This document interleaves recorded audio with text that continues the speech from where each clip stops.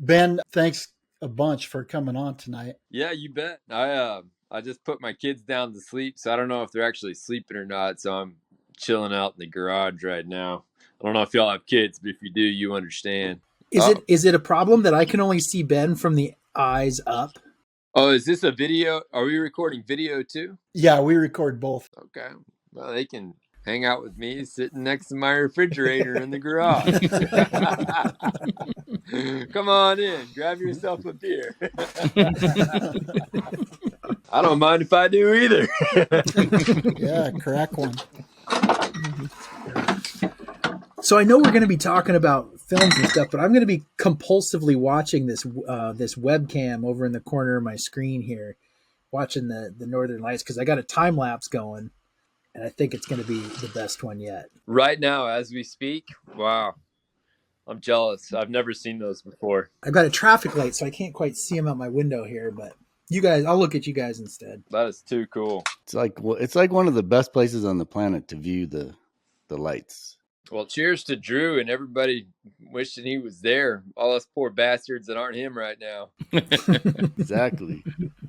So we want ideas from listeners about potential guests, but we also want ideas about trivia questions from listeners. So we haven't got the email address quite figured out yet. We can't just give you our general email address because Ron will. It's got to be just coming to me. Right. Yeah.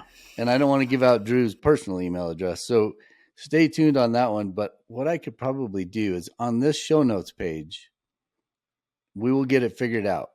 But if you've got a trivia question that would be awesome, a good stumper for everybody, just go to the show notes page for this podcast. And at the very bottom under the link section, I'll put in a link to the trivia email, which Drew's going to set up. And that way you can submit that and none of us contestants can see it. I already failed. Yeah, I failed at setting it up once. Because I am the only one that would cheat if I saw the question. Well, yeah, I've been known to check that email address every now and then too. And I can't say that I wouldn't look. Well, we just need to remove temptation. Right. What'd you say, Brandon? Based on what? I said, based on my handicap that I'm going to need, I am not beneath it. So we need to up our security, our cyber security on the trivia here. Well, it'll be pretty easy if you create the password. So those are the two asks of the listeners, but we also have the Precision Camera sponsorship, and that promotion is still going on. So if you got all this Christmas money or Hanukkah money or money in general, or you won the lottery like Ron does, or hasn't yet, but he will win. I'm going to win it $5 at a time. That is basically what's going on right now. But if you got all this money, go to Precision and you can still use the 50 off of 500 code to get $50 off of your next $500 expenditure from Precision. All right, let's do it. Welcome to another episode of Wild and Exposed Podcast. We've got a full boat tonight. I think we may have lost one to Mother Nature, but we've got myself, Ron Hayes, coming to you from Wyoming, Michael Mauro from Colorado, Jason Loftus is at home in Utah, Drew Hamilton is somewhere in Manitoba. We're not sure if he's still with us or not. And then we've got Brandon Day also in Colorado. Hey, Drew, are you there? Yeah, I'm here. I can see you guys. Okay, we just can't see you, but we can hear you. Oh, maybe I have my camera turned. No, the camera's turned on. Yeah, you probably have the northern lights affecting your. He's got interference. The webcam's going crazy. Aurora interference. Why don't you tell us what's going crazy? Because when we first got on the podcast, that's all you talked about. Well, so I've been doing these. Anytime it's clear, I've been trying to do the full sky time lapses of the northern lights here. And so I've just been going, and I'm being kind of lazy about it. I'm not driving more than like 10 minutes from my house.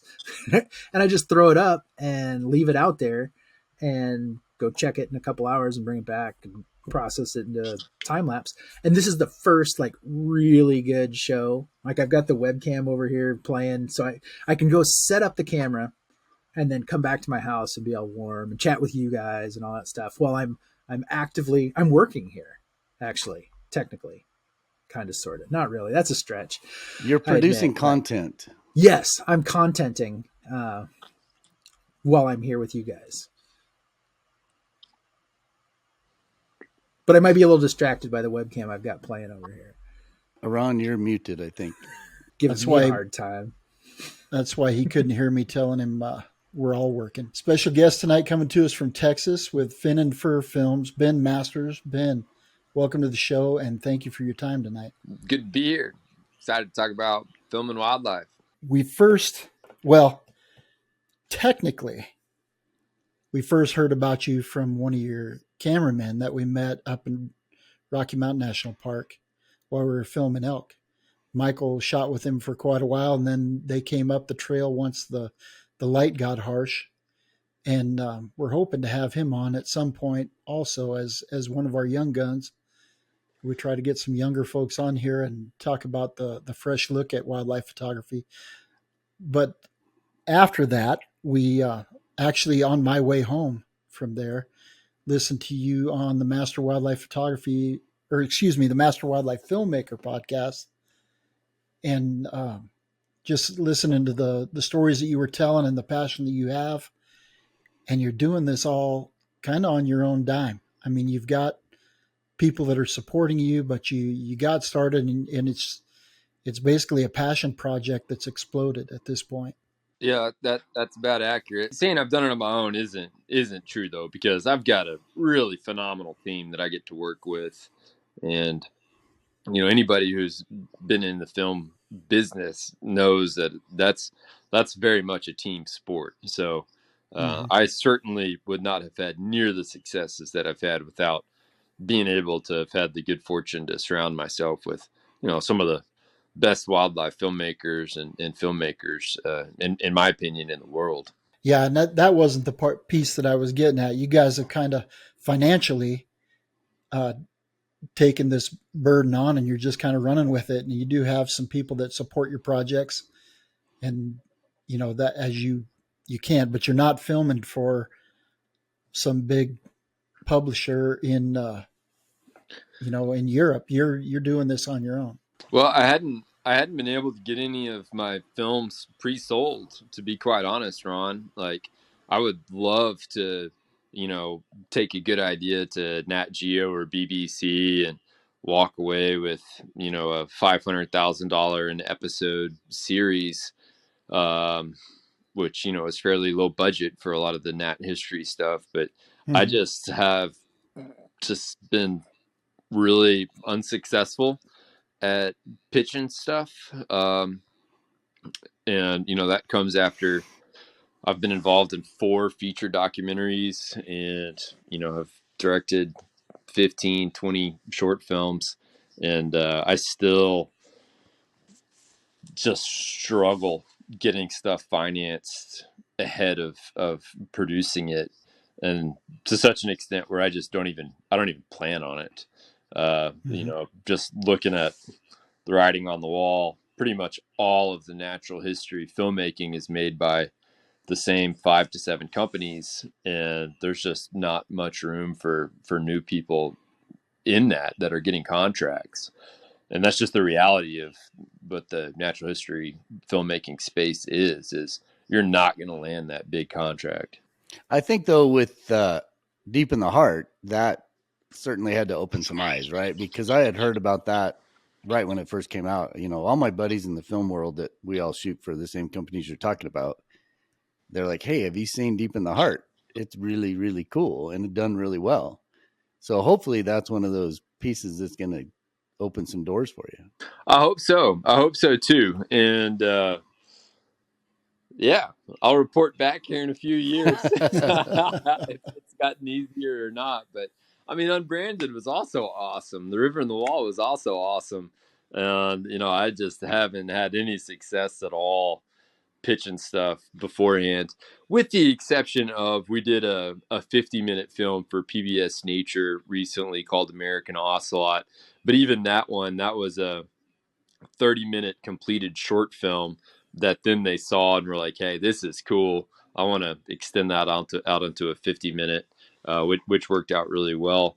And I mean, I just think that's just, and I hear people often talk about like, oh, I've got this great idea. How do I pitch Nat Geo, or how do I pitch the BBC? And it's like, I don't know. I don't want to be that guy that crushes dreams, but it's just one of those things where the chances of somebody at Nat Geo being like, oh, awesome, this is a great idea, let's, put together a multi-million-dollar deal, they're just pretty non-existent without like a proven track record and already kind of being in that system.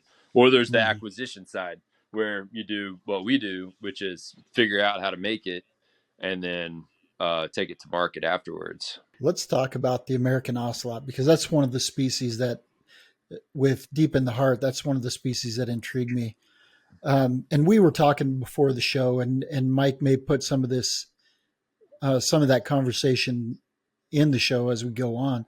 We were talking about the networking that goes on sometimes. How did you guys find out about these ocelot? Because when you think about film and ocelot, you think of Central and South America. I mean, you don't think of Texas. That is definitely not the first place that comes to mind. Well, in Texas, whenever you think about ocelots, you think about Texas, mainly because Texans tend to think about Texas more than the average person who lives in a state thinks about their state. But Texas is the only state that has a viable breeding population of ocelots.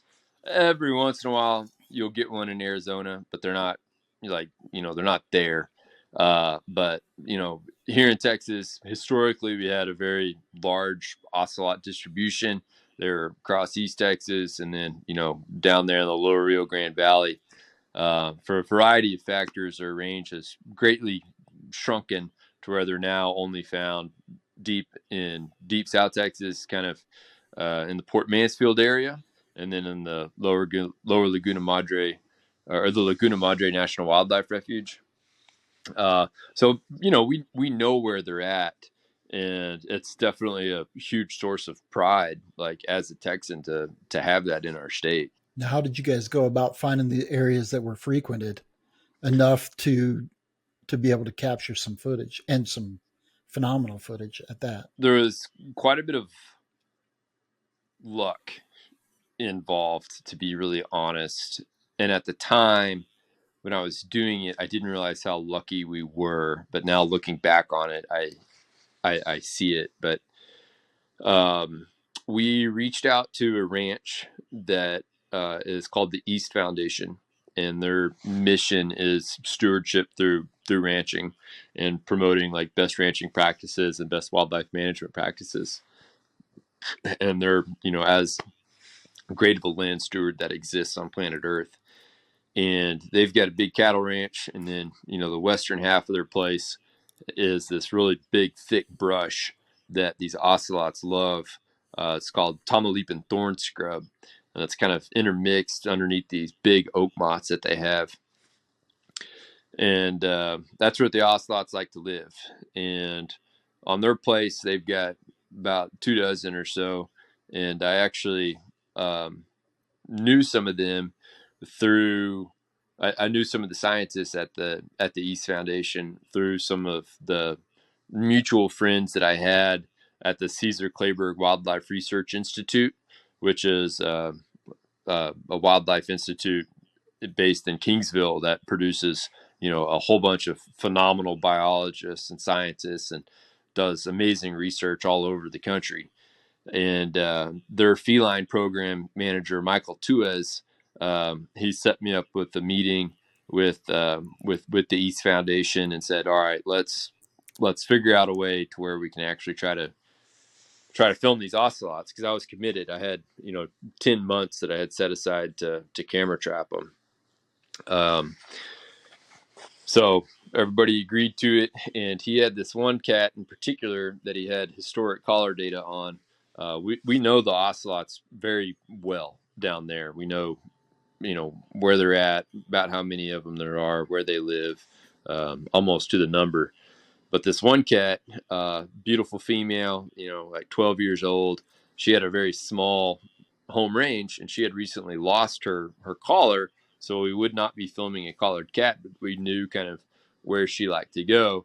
And she had also just started giving off indications of a den site. So Mike was like, hey, this is perfect. This is a cat that has a small home range that may have kittens right now. And we went in, set up camera traps, and this was my first real camera trapping experience, and was just met with failure, just time and again. They weren't working right. We would have focus drift. We would have the Ocelot walk through, but the trigger didn't send the signal to the camera, or like the light at nighttime didn't shine down, and just really frustrating experience. And then about 6 weeks into it, we got our first really good Ocelot shot. It was an evening shot, this beautiful tom just walking right at the camera. And that was about whenever we figured out our camera trap setups.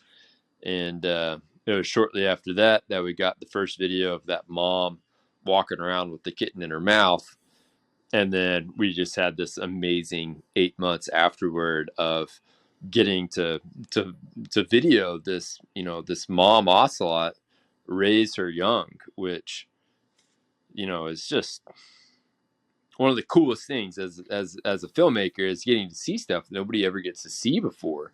And like, not only was this the first video of Ocelot that has ever existed in the United States, it was actually behaviors and getting to see everything that this mom did to raise its kitten. It was a really special experience. Was it 100% camera trap? That sequence there with the mom was all camera trap. There was a water hole at a different part of the property that we had scheduled. There was this big tom that was coming in like clockwork every 3 nights. And, it didn't really come in at a particular time each night, but it was every 3 nights. So our best camera operator, or our most experienced camera operator, Skip Hobby, he went down there and got set up, and he filmed that male come in and drinking water, and was able to get this really beautiful tight shot, as well as a wide shot of the Ocelot coming in and drinking. So we have one shot, and that does not mean that we didn't put in the time. We spent many, many weeks in the brush trying to get long lens ocelots, but we're unsuccessful. Got tons of bobcats, tons of coyotes, but never did get an ocelot. I shot on that ranch for an episode of The Mating Game, and it was on the wild turkeys. Oh, cool. But they were telling us all about the ocelots, and we were thinking, oh man, it'd be so cool if we were just happened to be in a blind somewhere and here. And that, what you're talking about with that scrub, I mean, I don't know how you, just even setting up the camera traps had to be a process just to weasel your way down into these, just the thicket. We didn't get into those thickets too much just because the turkeys weren't there, but with the sand dunes that are all around there, and then of course you got the coast right there, you can see how that is perfect habitat, right? And it's enough space where you can actually live as an ocelot and be somewhat safe.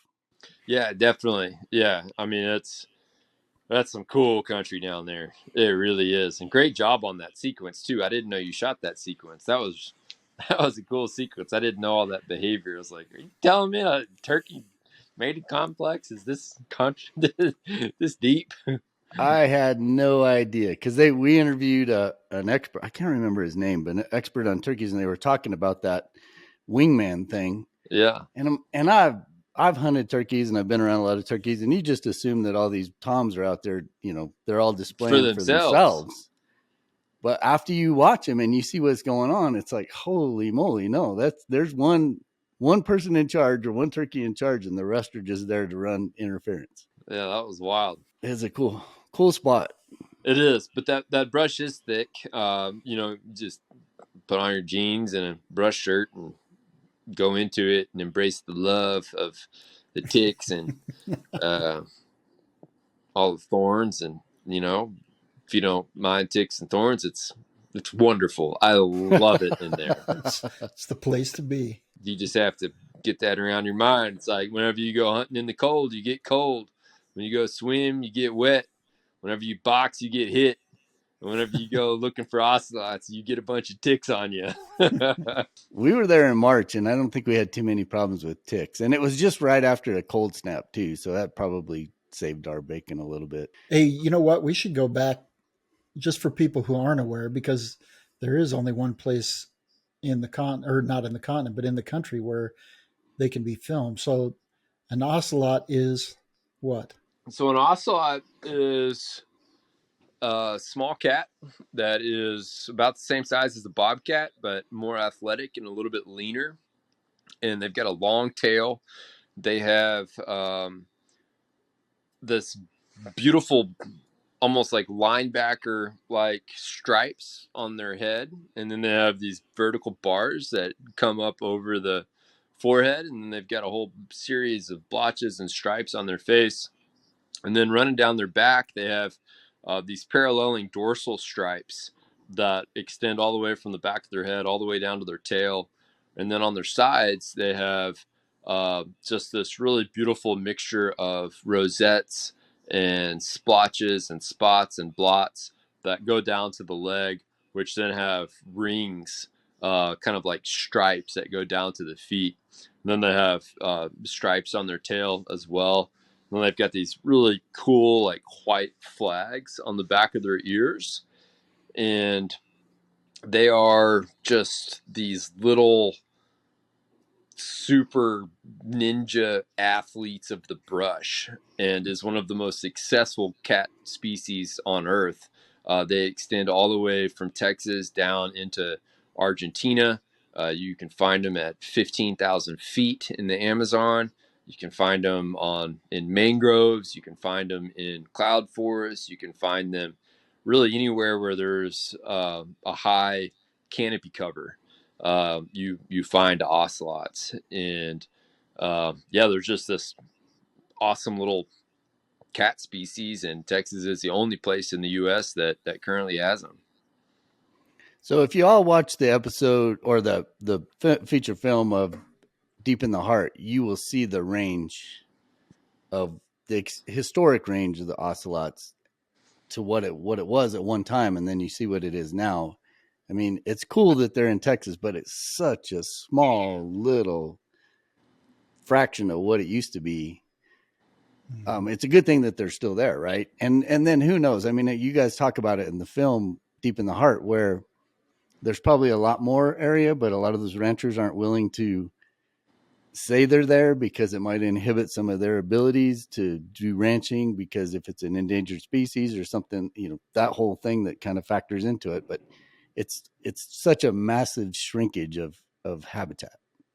It is, and there's ranches that don't participate in the official ocelot census that they still love their ocelot. They just don't want the federal government involved in the management of their property, which I understand. Although I do wish they would get involved. But I think that opportunity to bring back ocelots and start new populations is one that I would really love to see happen in my lifetime, and one that we've been trying to get going. The East Foundation, the Cesar Claiborne Wildlife Research Institute, they've been for many years asking the U.S. Fish and Wildlife Service, like, how do we get these new populations? And you got to get landowners on board, you got to get the federal government in Mexico on board, the federal government in the U.S. on board, the state government of Tamaulipas, the state government in Texas. But we are moving towards that trajectory of bringing ocelots from Mexico into the United States, and increasing our genetic diversity, and then hopefully one day starting new populations. And the parallel that I like to look at the ocelots with is the Iberian lynx. 20 years ago, there was fewer than 100 Iberian lynx in all of Spain and Portugal, and they captured some. They created this artificial, or this captive breeding program. They started these new populations, and today you've got over 1,000 Iberian lynx, because they took a very hands-on approach to starting new populations and really raising the numbers. And I would love to see something like that with ocelots, because we have a tremendous amount of potential, habitat that they used to have that now doesn't have, tons of traps and tons of poison, or like the forest has regrown. And also, I feel like it's a beautiful cat that eats mice. Like, it's not a wolf or a grizzly bear or something. Like, literally everybody wants them. So it should be a slam dunk for reintroductions. It's just tough because it's an endangered species, and there's a lot of red tape that surrounds working with that particular animal. So when you guys released Deep in the Heart, you did a lot of showings in Texas in major theaters. We did.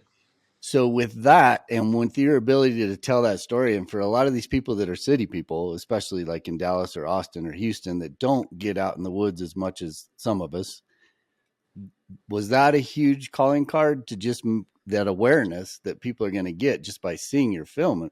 That has to be a huge help in that process of the reintroduction. Yeah, no doubt. I mean, we had about 50,000 people see the movie in theaters, which was about 4 times greater than our projections, which gives me a tremendous amount of hope that, like, this type of content has the ability to compete for people's interests, and for theaters to actually show it, because that's the hardest thing, is actually getting them to screen it.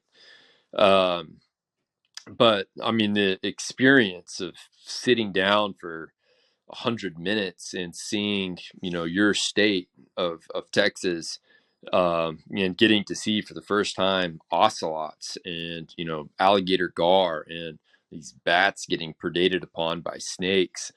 It was a profound experience for the people that work in conservation, or work in photography or the arts, but also just for the average Texan that, is in real estate and, like, doesn't think about wildlife all the time, but to get kind of gain a greater appreciation for the wildlife that we have here. And I would really love to see that model replicated in other states or in other geographical areas of the United States, because it was profitable, like that theatrical run. It was in the black, which is great because that makes everything so much easier if you don't have to fundraise for it.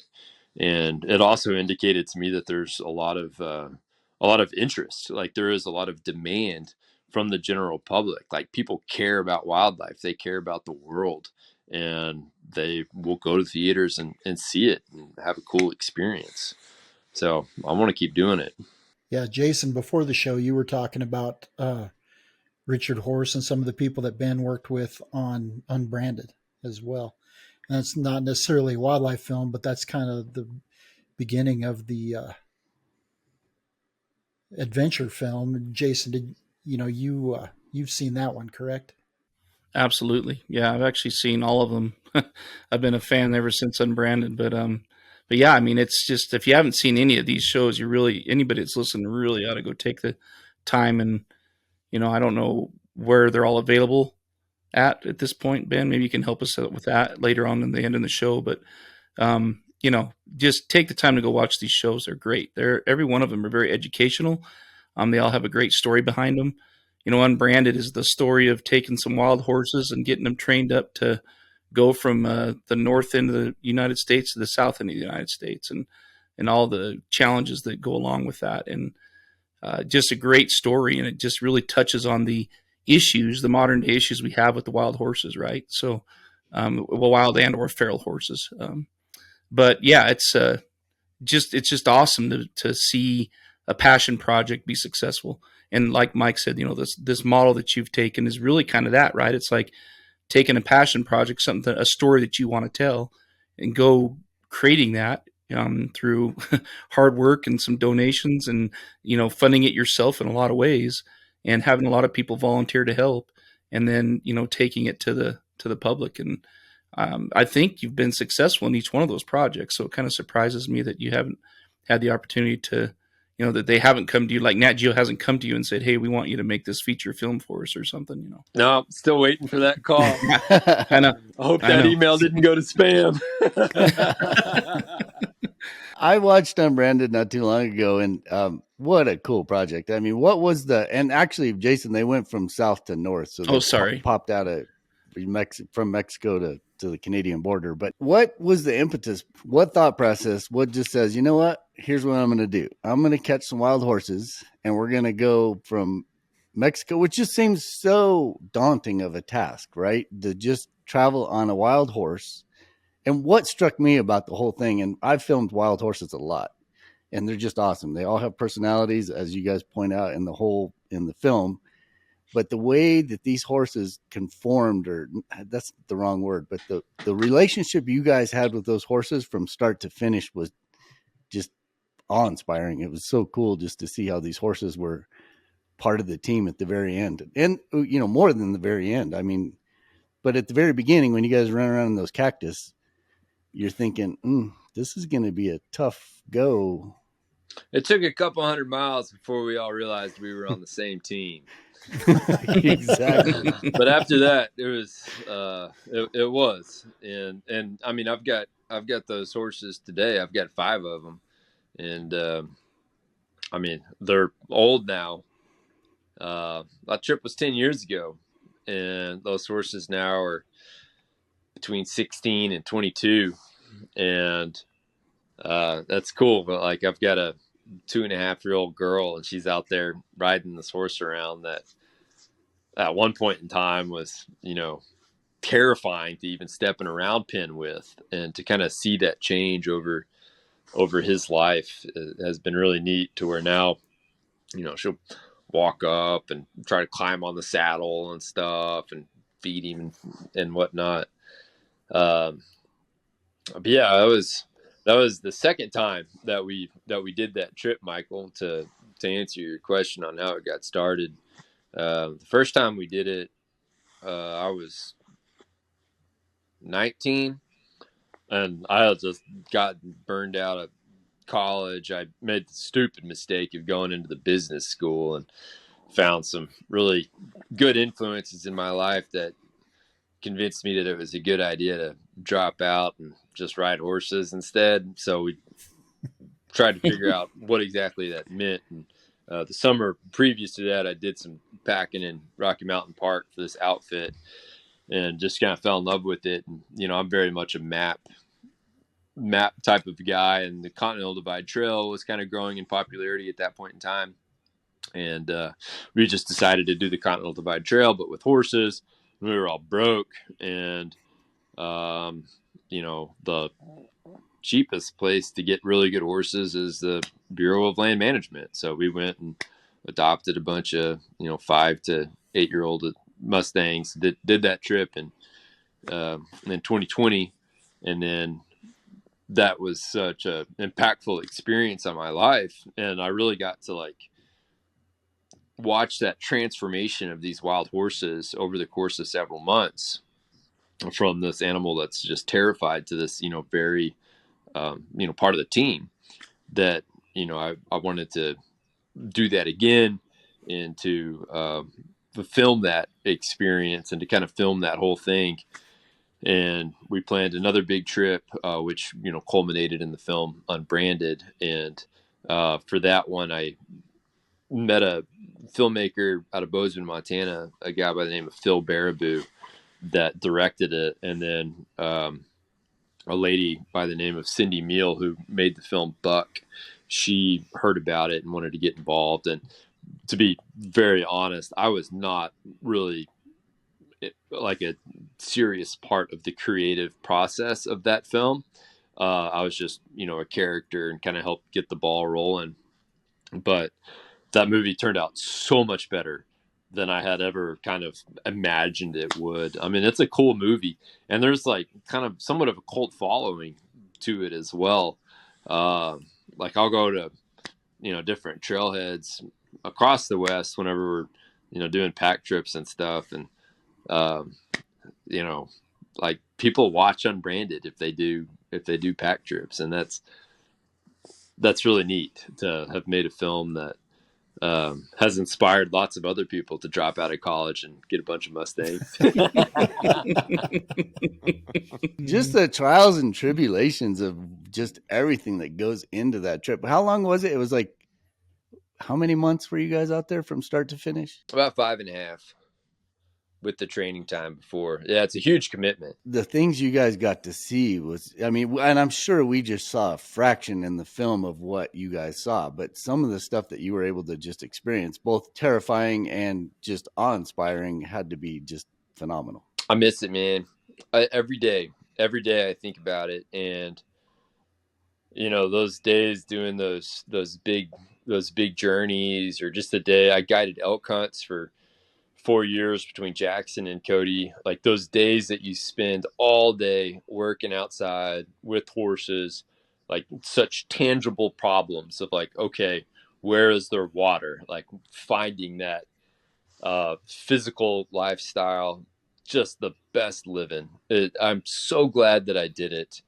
And it's so hard to do because there's so many reasons not to do that. And, you know, now that I have a 2-year-old, that kind of ship has sailed for me for at least a little while. But I always try to encourage people that are wanting to do a big hike or a big horseback ride or a big journey that doesn't really make financial sense, that doesn't really make sense at all. Like, I know very few people that do embark on something like that ever regret it. Most of them look at it as the most cherished chapter of their lives. I grew up horseback, and some of the country that you guys went through was not far from where my family's ranch was. And you went through, so, you know, part of this is educating people on wild horses in the United States. And there are only a few designated wild horse herds versus the multiple feral herds. But the area that you guys rode through in Wyoming to stay on the Continental Divide Trail is right through the heart of wild horse country in Wyoming. How did that go? Did you guys have any run-ins, and how did the horses that you were on respond to that, if you did? You know, fortunately, we only had, the only problem that we had with feral horses was actually like other down in southern Utah, down there kind of like by Kanab and on the Paria River. That was the only area where we had issues with feral horses sweeping away our horses in the night. And similar to that scene in the film where we lost our horses a lot worse. A different time, we lost them for like 40 miles over the course of 2.5 days, which now I look back on it, it's like, God, what were we thinking? And I mean, we just tracked him down. Johnny tracked him down, and found him. So that was the only spot where we had issues with feral horses kind of running our stuff off. After that, we were pretty serious about our horse retention.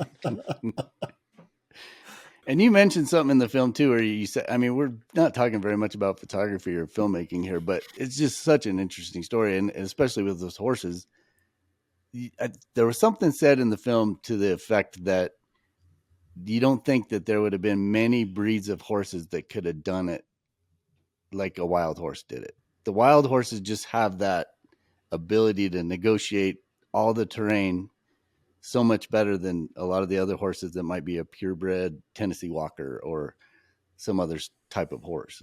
Is that the right? Did I take that right or say that right? Yeah, no, that's exactly right. I mean, these wild horses, they're growing up, you know, in the Great Basin primarily. Nevada has about 80% of them. And then, you know, Colorado, Wyoming, New Mexico, Idaho all have some as well. But, you know, from the moment they're born, they're walking around with bare feet, you know, several miles a day, sometimes over 10 miles a day, over all sorts of terrain. So they know how to move through that terrain. I mean, they have to. Their life depends on it. And not only does their life depend on it, the lives of, you know, dozens of generations, sometimes prior to that animal, all of their ancestors depended upon it. Sometimes for, you know, up since the late 1700s, early 1800s, some of these bands have been reproducing, where it's the survival of the fittest that has just passed on these genes to create this extremely sturdy, tough animal. Like I've got 5 horses. I've had to call a vet one time in the 13 years of horse ownership that I had. And that's because I had a horse get choke on a big horse cube, and we had to flush it out. But like their feet, I don't have feet issues. I don't have lameness issues, and they're just extremely tough, sturdy animals that make great trail horses, that make great mountain horses. And once you, kind of depending on the age in which you adopt that wild horse, if they're foals, it's kind of like training any other horse. But if they're older, they have a hump that you got to get across. And once you kind of do that 30 or 60 days or 100 days on some horses, on some of those older horses that haven't been touched, and they kind of accept the fact that, you're a human and you're not there to eat them, and get over that fear, then they're really similar to training any other type of horse. And yeah, I mean, they're great for backcountry travel, for hunting, and I've got 5 of them, and we do pack trips each year. Pretty awesome. Anybody that hasn't seen it, go watch it because it's an amazing film. So to fast forward into filmmaking type stuff, on that episode of the Master Wildlife Filmmakers podcast, you had said something about, I don't get to shoot too much, but I just happened to be cruising through Big Bend and I saw a mountain lion. I happened to have a camera next to me, so I pulled over and I shot a wild mountain lion. So how does that go down? So you've spent, I mean, you wear all the hats, right? And you probably do more directing, producing, writing than anything, but you do get out and shoot too, right? Yeah, I get out and shoot probably about a third of the year or so. Because I mean, you're right. I do direct and write and edit, and I'm most valuable doing that. But I write the best and I learn the best whenever I'm on location shooting. I mean, it's really hard to sit in an office and get an understanding for a place. That's much easier to go there and meet the people and taste the earth and, feel the water and everything. So I shoot a lot, and that particular mountain lion, that was the second time that I've seen a wild mountain lion. But I was in Big Bend, and I had spent the day filming this bear eating acorns in this tree. And I spent all day with him and got back to the truck and just was lazy and didn't break my camera down, to be quite honest. I just put it in the back seat and then put the belt buckle on it, and then put the tripod right below it. So it had fresh battery and everything just sitting in it. And I leave and I turn out of the parking lot, and I'm going, and my friend Logan is with me, and he just grabs my arm and just looks forward, and there is a mountain lion on the road 20 yards away from us, 15 yards away from us, and just walks into the brush. So I drive up there and just park my car. That whole like courtesy thing of like getting off the road, screw that, there's a mountain lion. Grab my camera, get my tripod, and I get set up on it. And there's this ridge on the other side that's fairly open, and I'm assuming this cat's going to go over that ridge, and I'm going to get this, nice shot, 60, 70 yards away. I sit there and nothing, and I'm waiting, and I'm being patient, and I'm being quiet. There's people driving by, and they're like, "What are you doing? What do you see?" And I'm like, "Oh, there's the quail." And Logan, who was with me, he eventually drops down to the pavement and he looks underneath the brush, and that cat is not on the other side of the ridge. It is like 10 yards away from us, maybe tops. And he drops down and locks eyes with it, and it locks eyes back. And he's like, "Masters, masters." So I get my camera and drop down my legs, and was just able to find this little hole through the brush, and cranked it up to 400. And was able to get this really nice long take of this mountain lion. And yeah, it made the film. I actually think that shot that we used was about 50 seconds long, That's the one that just like looks at you and stares you in the eye. And it's almost uncomfortable looking at him for that long. But yeah, that was the only uncollared wild cat that I've been able to long lens so far. Well, you are probably what 2% out of 100, or two out of 100 that have ever had a chance to do that. Just luck into that situation anyway. Sheer luck, no skill involved at all. Yeah, but I was out there, and that's Right. Yeah, exactly. like you get lucky. The more time you spend in the field, the more opportunities you have to increase your odds of getting lucky. Yeah, my son called me one morning and he was out. He says, "Dad, got a mountain lion right now." Found out where he was. By the time I got out there, it had only moved about 100 yards, but it was across the river. Couldn't get much of a look at it, heavy brush. But we sat there forever, and he got to see it and experience it. Didn't get much as far as any footage at all, really, except for you could see hide going through the brush. That was it. Yeah, I'm still trying to figure out the best place to film them, and I haven't figured it out yet. But I did go down to Patagonia 2 years ago to just see how they do it. Because you can go down there and just consistently get mountain lion footage every single day, which is so strange to me. But the first day I was down there, we saw 7 mountain lions in a day, and it was just so weird because they just didn't act like the mountain lions that we have at all, or mainly because I haven't been able to observe behavior that much. But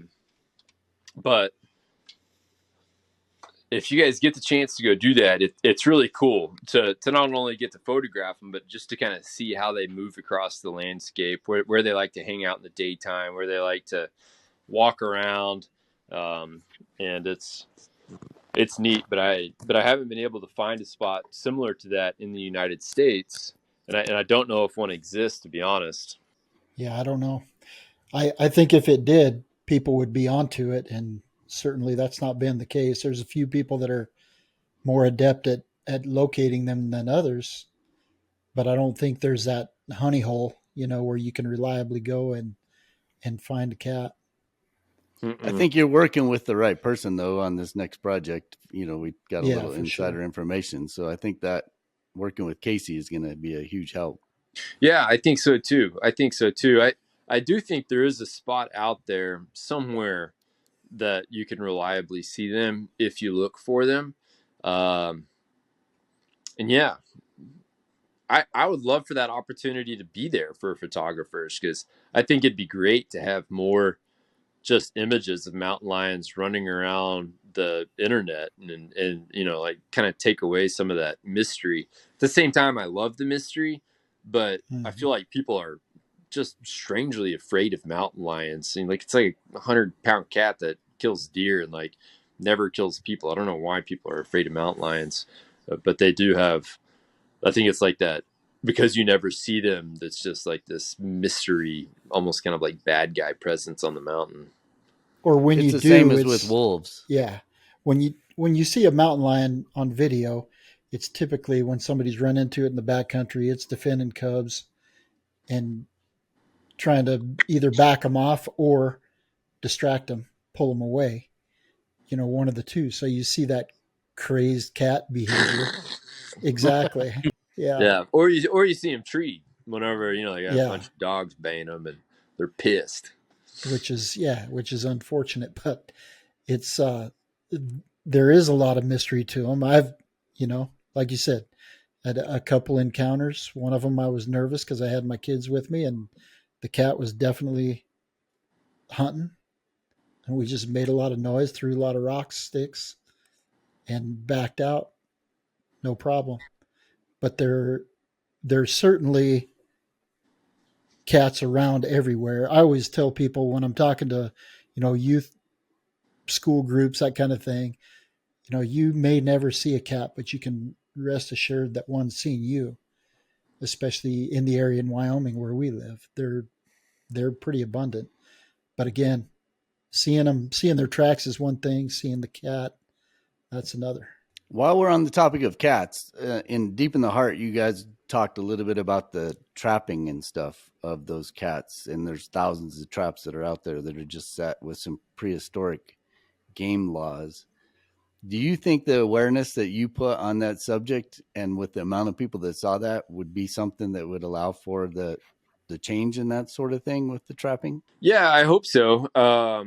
Just for listeners that aren't familiar with Texas mountain lion laws, outside of Texas, all Western states, they're considered a game animal, and they're primarily managed by quota, where, X amount of mountain lions are harvested each year. And, there's a balance. Like, there's not going to be a mountain lion population crash. And, at the same time, they're taking some consideration with some of the prey. In Texas, we don't have any, they're not considered a game animal. So there's no management of mountain lions at all. So it's, open season. There's no harvest limits. There's no bag limits. And then, another thing is there's no monitoring. There's no harvest reporting. Like, in New Mexico, whenever you harvest a mountain lion, you call us hotline, and then they say, all right, thanks, man. You got that in X County. And then that way, over the course of a season, they can say, all right, this year there was 300 mountain lions harvested. That's the same as last year and the year before and the year before that. Like, everything's cool. Mountain lions are good. Everybody's not happy, but mountain lions are doing fine. And in Texas, we don't have any restrictions on take, and we also don't have any monitoring at all. So we don't know how well the mountain lions are doing. And at the same time, we have this population that is expecting to double over the next 3 decades. And then we've got this extreme land fragmentation because Texas is all private land. So I advocate for, and I would really like to see Texas Parks and Wildlife Department, actively put together this management plan that says, like, hey, like, yeah, this is a private land state. Like, yeah, mountain lions eat sheep and goats sometime, and those guys need to die. But at the same time, this is an important species, like, for the culture of the state that has lived here for all of time. Like, let's set aside some safeguards to ensure that that's going to continue to persist for the future, because right now we do not have that guarantee in Texas. Our West Texas population, around Big Bend area, pretty much everything in the Trans-Pecos, that population, I'm not particularly concerned about, primarily because there's so much immigration either from Mexico or out of New Mexico. But the South Texas population in particular, between like Del Rio and Laredo, some of that really thick South Texas brush country, there's just a lot of stressors on that population, and there's really no data on how many cats there are, how well they're doing, and all the data that does exist indicates that there's some problems. So I certainly hope that, shining a light on that with Deep in the Heart will lead to some change. All indications is that it is going to lead to something at least being seriously discussed. In addition to the film, we had this opportunity for people to, say, hey, I support mountain lion regulations in Texas, or mountain lion management in Texas. And we had like 25,000 emails get generated off that went to like Texas Parks and Wildlife folks and a lot of other people saying, like, hey, let's have just some sane science-based management here, or at least monitor the cats to where we know that they're not going to, to be extirpated. And in response to that, Texas Parks and Wildlife Department has put together a advisory board of like 15 people that are going to be, creating some suggestions for Texas Parks and Wildlife to do. And honestly, I think that's a really responsible thing for the department to do, rather than to just kind of like jump on and change something at the whims of a film. Like, get that stakeholder involvement, get people sitting around a table and really spend some time on figuring out, what is realistic for Texas, because Texas is different. It really is. I mean, we have hundreds of thousands, if not millions of acres of Texas that will never be hunted and that will never be trapped because that private landowner won't allow it. And then you've got other spots in Texas where, like, there's traps all over the place. And, if it's brown, it's down. There's just this whole wide gamut of values of landowners. And it's tough conserving species like a mountain lion inside of that matrix because they require so much territory to make a living. They're not like an ocelot that needs 300 acres. They're this cat that can sometimes have 100,000 acre plus home range. And even in big ranch country, that often means that they're still going on 5 to 15 different properties. And if one of those properties traps, mountain lions are so easy to trap, they're kind of getting everybody else's cats. As you were talking about that, I was just kind of reflecting back a little bit too on the the idea that this, they call it the ghost of the Rockies, right? I mean, it's not an easy animal to see. I've spent, every one of us here on this podcast today have spent an inordinate amount of time in the outdoors, either through hunting and or for our photography or filmmaking and videography. And I've only seen 2 wildcats in my entire life and never even had come close to having an opportunity to photograph one. And I don't know, there's a part of me that like appreciates that, that I think that's what's cool about it. And I'm hoping that at some point in my life, I will get that chance. And when I do, it'll be probably because I've earned it, again, spending that time out there and actually actively going after those types of photos. And it'd probably have to be through something like you said, through tracking them or doing something like that. But when you finally get those shots, to me, it's kind of like one of those things where it's going to be so much more worth it. It'll be so much more of a reward because of the fact that it's so difficult to do. And there's a reason that you don't see very many, mountain lion photos on covers of magazines and things of that, because they're just not easy to get. Even folks like Casey who have spent lots of time out in the outdoors, I don't know how many hours and days and months and weeks he's spent out there trying to do it. And he's been successful doing it, but he's had to put those days, weeks, and months into doing it to get the limited amount of footage in the photos that he has. So I don't know. I just think, it's something that the average person's, unless you're lucky, like you've been, right, and you just happen to stumble across one, which does happen. But again, you're out, right? And as we're driving around looking for wildlife and trying to get photos, Kelly and I will often say, it's been X amount of days and we really haven't had anything, kind of cool come up. We're due, we're due for a little bit of luck, and it's funny how after you spend a little bit of time out there, it kind of does seem to be that way. You get a little bit of luck. So I don't know. I just think my thoughts were churning there about the fact that they are difficult to find. And I think that's kind of a cool thing. It is. And you can also camera trap them. And yeah, that is just like, I don't consider myself to be a particularly good long lenser. I don't consider myself to be a very, like, I'm quite basic whenever it comes to long lensing and drone work, but my specialty is camera traps. And I love that excitement of walking up to a camera and seeing a mountain lion track going straight through my spread and just opening it up and looking through that footage and wondering, like, did I get the shot? Because each one of them takes months to get, takes so much dedication, and just it's the most sure way of getting mountain lion photos and videos. And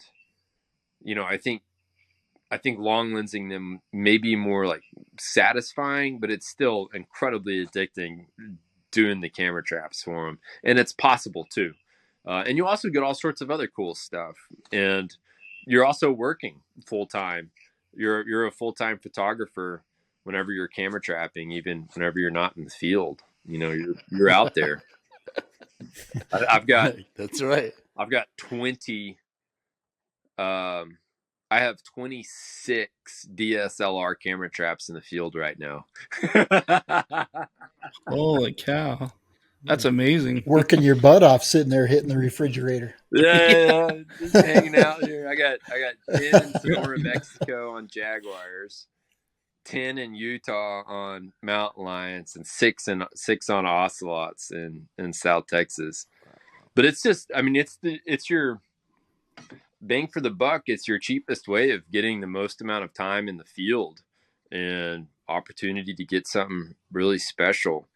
And that's what we do with every camera trap sequence that we do. Is like, all right, we think we're going to do this. Let's try to give ourselves like 10 months to do it. And sometimes you get lucky and get, a mom ocelot walking through crying out for their lost kitten, and just get some type of crazy behavior that you could have never predicted. While you're on the topic of camera trap, are you using the Cognisys, or what kind of camera traps are you guys using? So we use I started off using T-Sheds, which is a company based in Bristol, and we were using the Panasonic GH5S for that, and that's what everything in Deep in the Heart was. And then that particular camera model wasn't able to use the Canon R5, so we got so we switched over and are using Cognisys on the Canon R5. And I went with the R5 because it shoots in 8K, and I'm not like a pixel junkie and a bitrate dude. But what's beautiful about that 8K footage is you can take still grabs out of it that are like 17 JPEG megapixel equivalents. So you can have like a very large, beautiful print of the 8K still grab. And then it also has this amazing eye autofocus that R5 does. So we've switched over to the R5 as our primary camera trap. But the Cognisys system is great. I think the units are like $700 a piece. The batteries, we've been able to leave R5 8K like heavy battery intense units in the field, and have had the batteries last for 2 months at a time, which is just phenomenal battery life. And then Cognisys also makes a great light that communicates with the box, so that an animal walks in front, the light turns on, it films for 2 minutes to 5 minutes or however long you want to, and it's a good, simple, wonderful system. I highly suggest it. So do you find that the autofocus, the eye capture, or whatever they call it, the eye recognition or whatever, is pretty reliable? Because I've been really leery that's exactly the system that I'm using too, but I've always just pre-focused and went with it. But you feel like it's pretty reliable just to leave the eye, what do they call it, guys? What's the eye thing called? Eye tracking. Eye tracking. Is the eye tracking pretty reliable at picking up a cat's eye? No, it's not. It should only be done under like a pretty specialty shot. I can send you some sample footage of lions and ocelots that I have with the auto eye tracking, so you can see what it looks like. But if you have something that's like a one attempt type of thing, I wouldn't trust it, because it can mess up. But if you're shooting with like an 85 millimeter up to like a 200 millimeter or so, where you have a fairly compressed image, and you shoot it straight down a trail, and that animal is going to be walking right at the camera the entire time within the same portion of the frame, and you set your tracking right there, it will lock in. And shooting at 120 frames a second, some moments where it's like walking right at you, you can get really nice like 12 to 15 second long takes, where not only is it crisp on the eye, but it's like a focus pulling shot as it comes towards you, which is badass, and nobody's seen that coming. And sometimes it works really well. So there are specific spots where you can use the autofocus, but it's not 100% for sure. I would say probably maybe 50% even. What's crazy to me is I've been playing more and more with the eye tracking, and it blows my mind that, depending on the critter, like if it's an elk, it kind of struggles. If it's a moose or a bison, it really struggles. But there's certain animals where it seems to really grab it and track it. And what I found is that with birds, You can find the small eye on a bird flying in the sky at 20 miles an hour, ripping by you, no problem. But it can't find the eye on a moose or an elk or a deer or something. It's just like I don't understand. Anyways, I know it's just technology and it's getting better and better, and pretty soon it will all be. This won't even be a conversation. We'll be going. It's so amazing. You can just trust the eye tracking. I lost the Holy Grail shot earlier this year, Jason, on the eye track. I had I set a camera trap in a lion den, which is such a special opportunity, and it focused on the leaf in front of the den, and I had like mom and all the kittens out of focus behind her, and the kittens were like jumping on her and all that stuff. And but yeah, I mean, what you were talking about, Michael, Heartbreaking. like don't trust it in a situation like that. And I was okay. I was able to complete my scene because I had 3 other angles, but that was like my type, where I was going to go for like the full frame, like little bitty kitten romping around in this little nursery bed, and it didn't work out, So while we're on the topic of technology and cameras and stuff, in your productions, do you guys have, like, give us a little snapshot into the different types of cameras that you're using? Because you're probably using DSLR and RED and maybe ARRI, or what are some of the range of cameras that you guys use? So for our camera traps, we our preference is the R5, but we still have some GH5S. Right now we're shooting a sequence on Ocelots for a natural history company, and those are with A7S3s. And they're great. They have really beautiful low light capability. I prefer the R5 simply because you have the ability with the 8K to like really crop in and punch, as well as do like digital moves or like little pans where it looks like you're tracking with the character. So that's our camera trap system. For underwater, right now we're using the R5s as well. I really love the Canon image. For our like a camera for cinematography, we have a Red Gemini, which I adore and deeply love. And then we have a Red Komodo. And then we have the RF 100 to 500, which is a freaking amazing lens with 1.4 extenders that we use all the time. And then we have the 24 to 70, or excuse me, not the 24 to 70, the 28 to 70, the larger lens, which in my opinion, the F2. I think that thing looks like a prime glass all the way through. I love it. Every time I think about selling that lens, because I don't use it enough for portraits or anything like that, I think there's no way I could get rid of that. It is a beautiful lens. And then with the F2 wide open aperture, you can do a lot of things with it as well. Yeah, and for video, I mean, it seems like it the depth of field, you can get it so low and it just separates that subject where it makes like a full frame image just look so nice. And then we do have a 50 to 1000. I got that like 6 years ago at 1150 as a business expense, and I waited and I was like, you can't do it, Masters. You don't do it. Like, that's the stupidest thing you'll ever do. And then like I just bought it, and that was the best decision I think I've made, because all of our great sequences are shot on it, and I've rented it out so much I've probably gotten like half my money back on it. And then we've got Mavic 3 drones, which are amazing. And yeah, that's it. So top of the line gear. I mean, really, really top of the line gear, and not a day goes by where I don't look at it and think to myself that we need to keep this stuff working all the time. Just keep it working, keep it shooting, and give it a chance to get something special every day.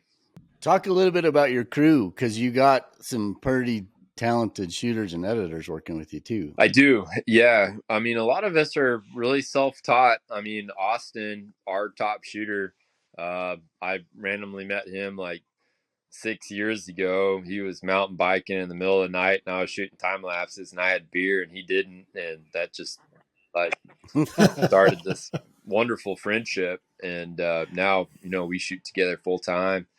Yeah, and then just some really talented folks here in Austin. Skip Hobby is kind of our, experienced veteran that's based here. That's a wonderful teacher. He's 45 and has about 20 years or so of experience in the field. But a lot of it we're self-taught. Deep in the heart, that was my first experience shooting a natural history sequence, editing a natural history sequence, or directing it, and made a lot of mistakes.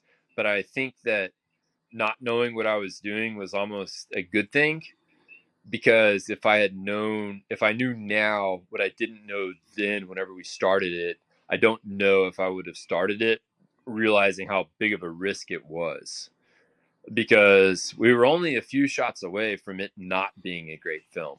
Like, if the Ocelot footage didn't go through, if we didn't get the deer fight, that deer fight was badass. But like, if we didn't get it, if we didn't get some of those amazing snake strikes, and then if the mountain lion didn't step in the trap, that film wouldn't have been nearly as powerful as it was. And I do think that's kind of what we did right on that film, is because I didn't have a lot of experience, and neither did everybody else. Everybody was working at a day rate that was, really low, myself included, and we prioritized just time in the field, and we just spent ungodly amounts of time in the field. And I look at the footage now after I've DP'd an episode for Nat Geo, and I've shot a lot more, and a lot of the transitions in that film, they're not the best. Some of the framing isn't the greatest. There's some warp stabilization, but I don't think the audience really cares that much, because there's stuff that actually happens, like truly gripping footage where you don't have to like overproduce it and have whiz bangs in the cuts and like all these distractive little music cues and narrator where it's just way overproduced. You just let the footage speak for itself, let the animals speak for itself. And I think that's something that you can only get just by prioritizing time in the field and just getting cameramen out there and just waiting for those special moments to happen. I don't think there's any substitution for being there. Proper pre-production prevents piss poor performance. Yeah. And then slug it out in the field. And like, if somebody doesn't like being in the field, you just got to immediately find somebody else, because there's a jillion other people who would love to take their role. It's like, all right, you're out. You don't like the ticks? Done. So talk about your upcoming project. The if you however much you want to talk about it, but well, I don't even know. I don't want to say the subject until you say it, but talk about what's coming up or what your next project is.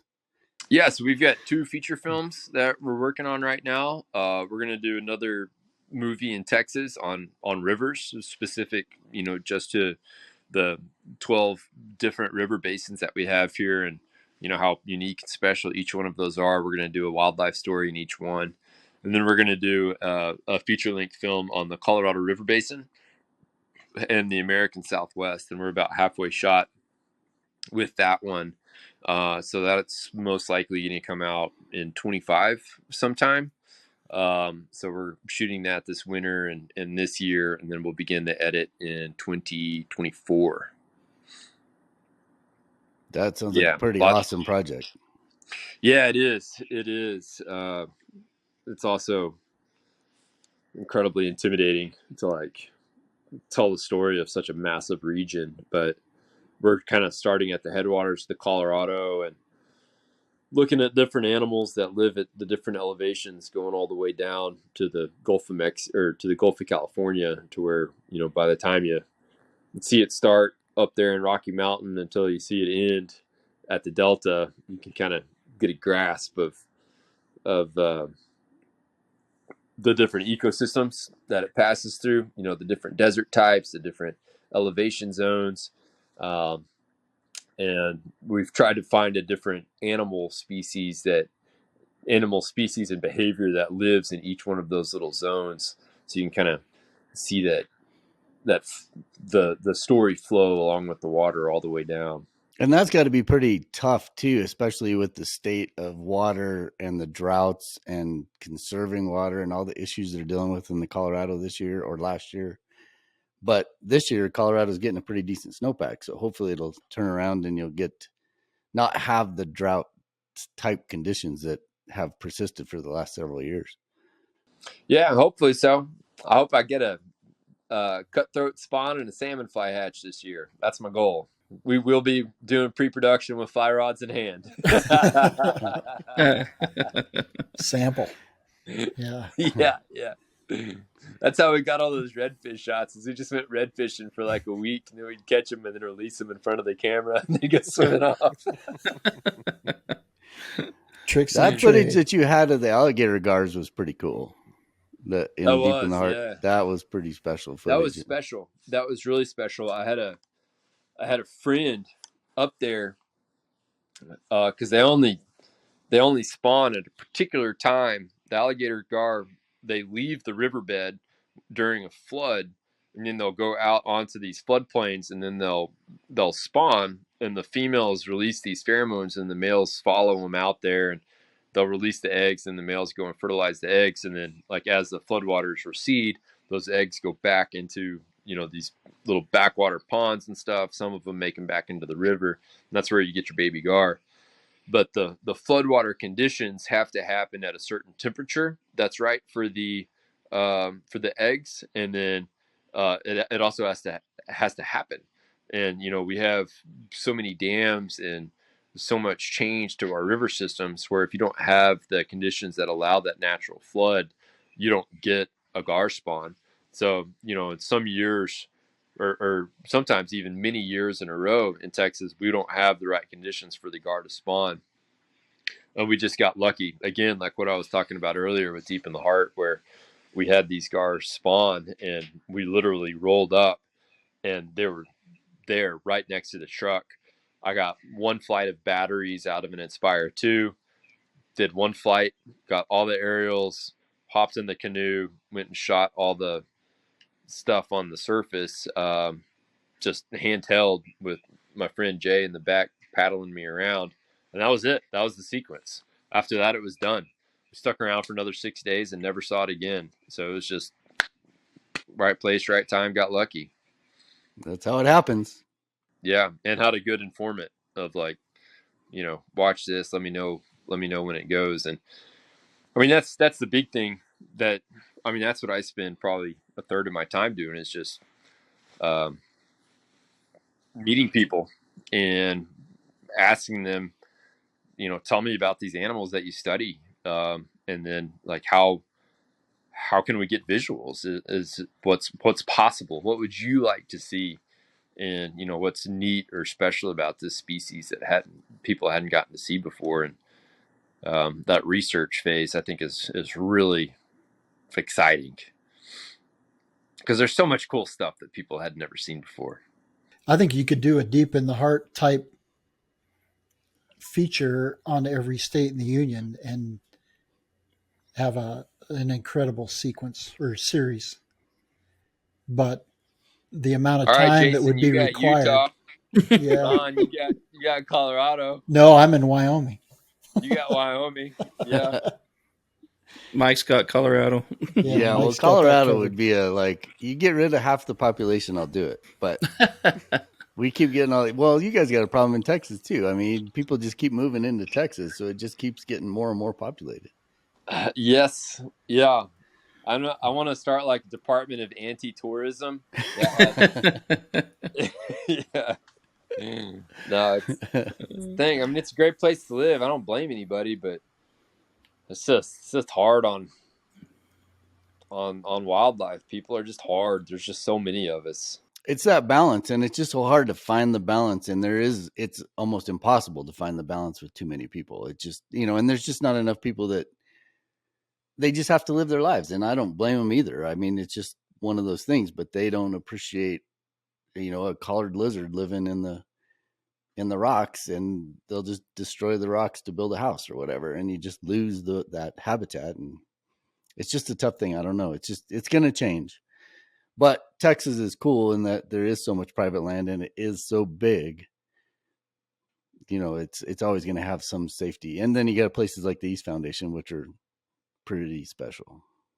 Yeah, I mean, Texas has amazing stuff, but there's good and bad things about everywhere. I mean, I love going out west and just getting on a trail and being like, all right, I can take this thing for as long as I want to go, and it's my land, and I don't have to call or ask for permission.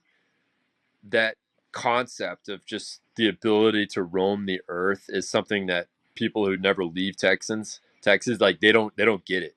Like they have no comprehension that you can just go to a place. You're like, oh, you want to camp there? Just like, all right, just go to sleep. Like, just camp there. You don't need to get a permit. You don't need to tell anybody. Just do it. Just don't be an idiot. And at the same time, the cost of that is get a bunch of hooligans that scribble their names on the rock art, or set idiot fires that light up entire canyons. And so yeah, there's pros and cons to both, but don't ever take your public lands for granted, guys. Like, you don't know how nice it is. Amen. What do y'all have any like new camera technology that you're gonna try to break into this year? Oh, Mike's busting into the new one.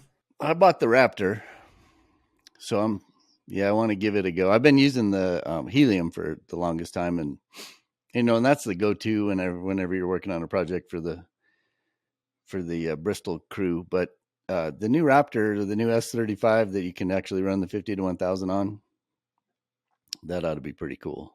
I just got it. I haven't actually even shot anything with it yet, but I think having 240 frames at 4K could be kind of cool. And then 120 frames at 8K is pretty interesting. Pretty ridiculous. Yeah. Yeah, there's not going to be much need. I've spent a lot of time running Phantoms, but a lot of times you can't run a Phantom faster than 300 frames a second because you need a ton of light. And now if you can run 240 at 8K, they might run Phantom right out of business. Yeah, or force Phantom to come out with something that has better light sensitivity and is a little bit more user friendly. Wouldn't be mad at that. No. But those things are just you just got to be Johnny on the spot when you're running those Phantoms. Just predicting when you hit record and when to hit stop, and then not record over what I've screwed up so many shots where you just get too excited and then you hit record again, and then the last sequence you just shot is gone. Oh yeah, because you have to dump them off of that, don't you? Or like send it to the external. Yeah, exactly. And then Brandon and I are working on that. Did you know that you can run camera traps with the GoPro? No, I didn't. It's actual GoPro software that you can install on your GoPro. And it's not going to be as good as an R5, but it's not going to be a camera trap or a trail camera either, right? So it's kind of in between there. But we run a car battery, which will run that camera for 6 or 7 or 8 days. And it's proven to be pretty awesome. So we've been playing a lot with that, just trying to figure it out. How does the record functionality work? Is there like a beam break or a sensor that tells it to turn on and off? I haven't figured out what the technology is, but it's pretty reliable. But what I think it's doing is it's analyzing a scene, and then when something in that scene changes, it starts recording, because it doesn't have an infrared sensor. It doesn't have a sensor that I can find where it actually picks up movement. Yeah. So I think it's just analyzing that scene, because we will get a lot of the wind stuff and we'll get a lot of the snow blowing stuff, but we're picking up good wildlife stuff too. That's one of the reasons we want to try to get a predator, because that would be the perfect little camera, like affordable camera to put out there and try to get some decent footage. Yeah, I just got a GoPro 11 and they're awesome. I mean, it's amazing how good the footage looks. Right. So I think if you can put that software on an 11, and then I just went down to Walmart and bought a big battery and a marine box and a USB power thing, and you just plug the camera in and you're good to go. Cool. But you're only going to get 6 or 7 days out of it. Yeah. which, if you have enough time to change it out, it's no big deal. I just got one to film beavers with. Do y'all have any beaver filming experience, particularly in the lodge? Not in the lodge. Underwater with the GoPro. Oh, really? How did they react to the GoPro? They don't like it. I mean, it's like anything, but the longer you're there, the more you put it in the sticks. They don't really have the greatest eyesight, so it's not bad. But they don't. I mean, if you just ram we tried to film orca with a monopod with a GoPro on the end of a monopod, and that's just kind of a cluster. Beaver, you got a little bit more time to work with, but they don't like anything coming into the water while they're swimming. Okay. So if it's there, you're fine. If you're trying to follow them, it's a little trickier. I mean, if you get them used to you, like any other subject, get them used to you, and I'm sure things would be fine. But it's just you're gonna have to spend the time out there with them. One of the things I was deep in some YouTube videos the other day, and I found this fellow that got the GoPro underwater housing, and then he got a coaxial cable and put it to it, and then you can go below the surface, or you can set it like 100 feet away, and that coaxial cable carries the Wi-Fi back and forth. So what I'm hoping to do is figure out a way to like have several GoPros in the water and pretty much camera trap them, where stay out of the water, and then whenever I see them emerge, I can like hit my Hit your record record button on that. and then it'll send the signals via Wi-Fi below the surface to all of my GoPros and like capture that scene. That's a whole pet project I'm working on right now. I'm pretty excited for. I might message you on that because I've got a spot where I've been filming soft shell turtles, and I think same type setup would work because it's on some mineral deposit, and they go up underneath these mineral shelves. And I think if you had something similar, because you can see their shadow, or you can have somebody stand up above them and let you know when they're out. But if you had something like that with the coax, like that probably would be the best solution. Yeah, if you don't mind, I might email you on that. Yeah, I'll be doing R&D on it for the next couple of weeks. I'll let you know what I find. And is this something where you're trying to shoot beavers in Texas itself, or is this part of that other project? Because then it's mostly nocturnal, right? So then you're going to have to deal with nighttime stuff. Well, our beavers in Texas come out in the daytime too. Do you see them morning quite a and bit? evening. Yeah, not they're not as active as they are at nighttime, but they'll come out in the daytime. Oh, okay. Yeah, we've got this beautiful lodge complex that has just loads of wood ducks on it. So we're going to do like a beaver story where they kind of created the habitat that the wood ducks are then using, and then try to follow it all the way out through a wood duck nesting sequence. This is my big goal, but we'll see how far we get. All the way to the chicks jumping out of the nest, right? Yeah, that's crazy, isn't it? They just like take that big leap of faith and plop down on the ground. I can't thank you enough for your time. I know you're a busy guy. We appreciate you coming on. And I know this is one thing you did do on the other podcast, but you guys, one other thing that you threw out there was that you're always accepting resumes. You're looking for the next guy to get out and shoot, guy or gal to get out and do some shooting. Where can they find you? You can find me on social media. Is pretty easy. Ben C Masters, and also our website finnandfurfilms.com. My New Year's resolution is to do a lot less social media, so it may be a while before I respond back to you. But